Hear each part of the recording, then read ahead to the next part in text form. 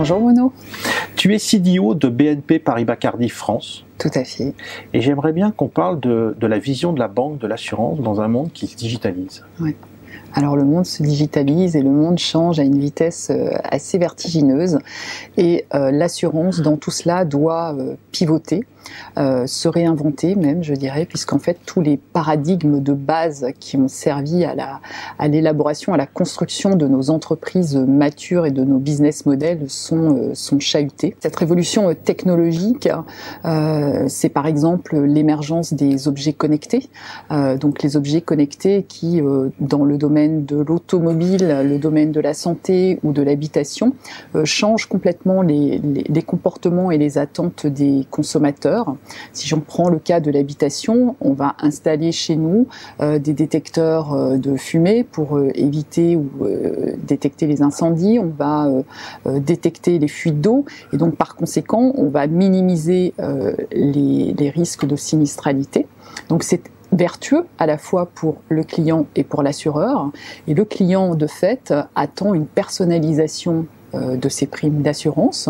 Quand nous sommes sur une mécanique de mutualisation, et c'est là où on voit typiquement que l'assurance doit pivoter et adapter son modèle. Autre exemple, c'est on passe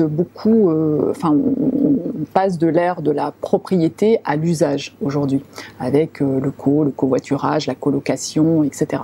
Donc forcément, ça nécessite de concevoir des nouvelles offres assurantielles pour s'adapter précisément aux besoins du client.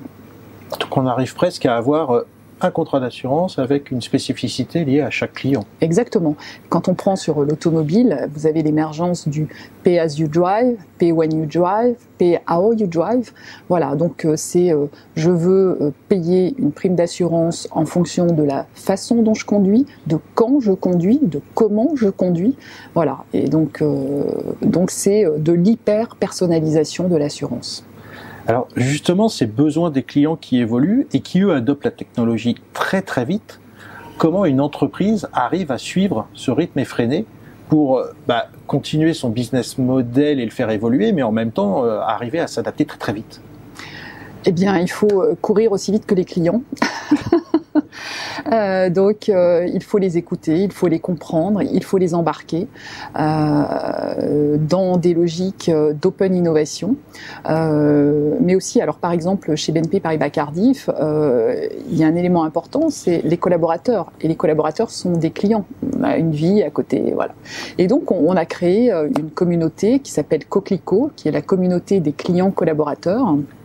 Ils sont à peu près 350 dans l'entreprise et ils sont sollicités pour donner leur avis, être bêta-testeurs d'un certain nombre de solutions, d'applications, voilà.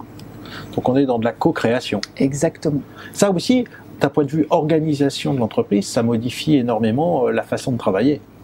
Complètement, et d'ailleurs on vous accueille aujourd'hui dans un lieu qui est une salle créative qui ne ressemble à aucune autre salle de l'entreprise.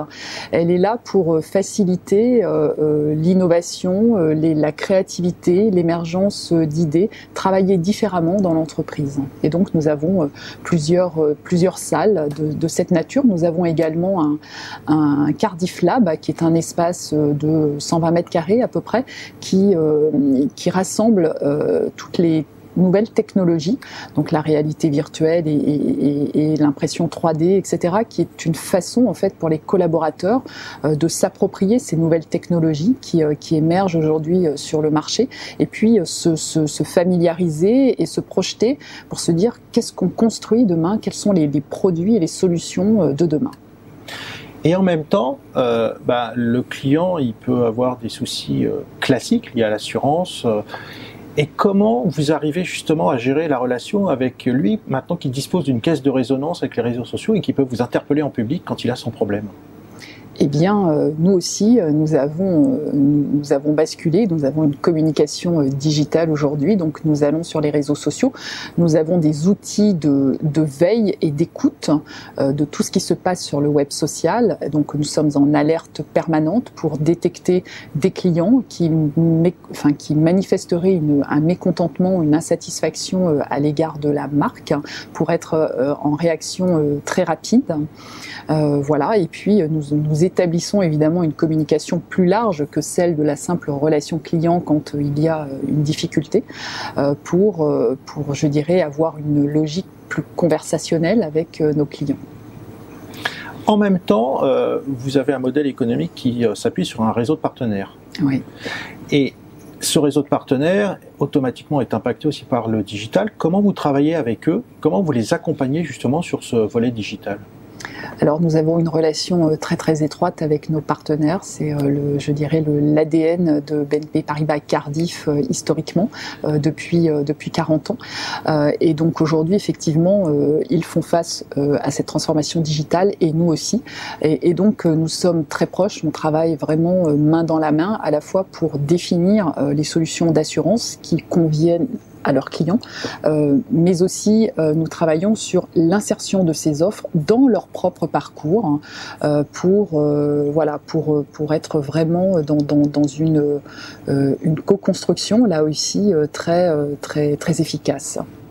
Alors tout ça, on va le partager au sommet du digital, ouais. Fin du mois de janvier, 23, 24, 25 janvier à la Clusa. Et c'est passionnant parce qu'on va pouvoir partager la co-création avec des clients, la co-création avec des partenaires, et peut-être la co-création avec les participants des sommets du digital. Peut-être. Et bien rendez-vous là-haut. Merci, Merci beaucoup. Au 23.